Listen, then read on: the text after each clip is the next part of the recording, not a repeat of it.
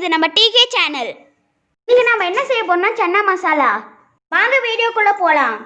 1/4 kilo சுண்டலை 8 மணி நேரம் ஊற வச்சு குக்கர்ல 3 விசில் வேக வச்சு எடுத்துக்காங்க. கடாயில 1 ஸ்பூன் எண்ணெய் ஊற்றிக்காங்க. பட்டை, லவங்கம், அன்னாச்சி பூ, பிரியாணி எல்லாம் போட்டுக்காங்க. ஒரு வெங்காயம் அரைச்சதை ஆட் பண்ணிக்கலாம்.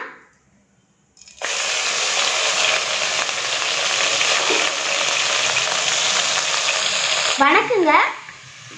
வெங்காயம் வணங்கிருச்சு. இஞ்சி பூண்டு பேஸ்ட் 1 ஸ்பூன் போட்டுக்கலாம்.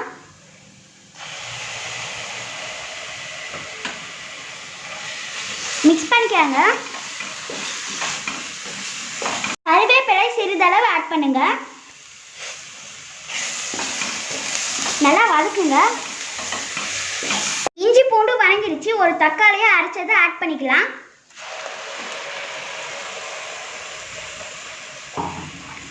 மிக்ஸ் பண்ணிக்காங்க.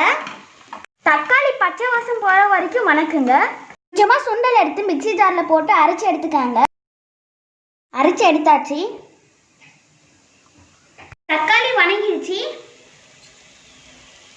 1/2 ஸ்பூன் மஞ்சத்தூள், 1 ஸ்பூன் மிளகாய் தூள், கறி மசாலா 1 ஸ்பூன், கொத்தமல்லி 1 ஸ்பூன். மிக்ஸ் பண்ணுங்க.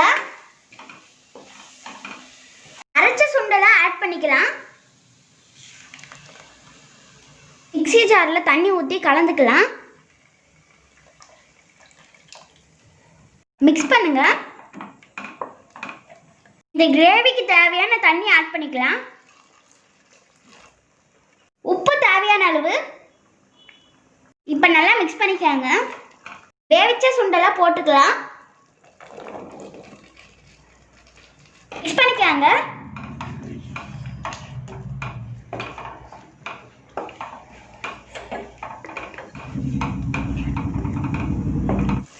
சாட் மசாலா 1 ஸ்பூன் ஆட் பண்ணிக்காங்க. கலந்துக்கலாம்.